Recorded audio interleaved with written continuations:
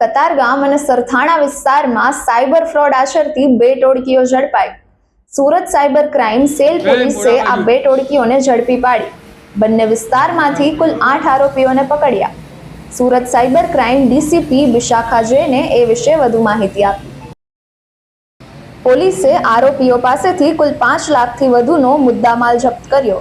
કતારગામના આરોપીઓ પાસેથી પોલીસે 25 બેંક ખાતા મળી આવ્યા હતા, જેમાં અત્યાર સુધીમાં કુલ રૂપિયા 3.35 કરોડના વ્યવહારો મળી આવ્યા। તે ઉપરાંત સરથાણાના આરોપીઓ પાસેથી પોલીસે 18 બેંક ખાતા ઝડપ્યા, જેમાં અત્યાર સુધી કુલ 16.56 કરોડના વ્યવહારો મળી આવ્યા। આરોપીઓ સામાન્ય લોકોને લોભાવણી લાલચો આપી બેંકમાં નવા બેંક એકાઉન્ટો ખોલાવતા હતા। તેમની ઇન્સ્ટન્ટ કીટો મેળવી સાયબર ક્રાઇમના ગુના આચરતા તેમના મળતિયાઓના મોકલાવી આપતા હતા। 8 આરોપીઓ 5 દિવસના રિમાન્ડ ઉપર। વધુ સમાચાર માટે જોતા રહો ભારત ટાઈમ્સ ન્યૂઝ।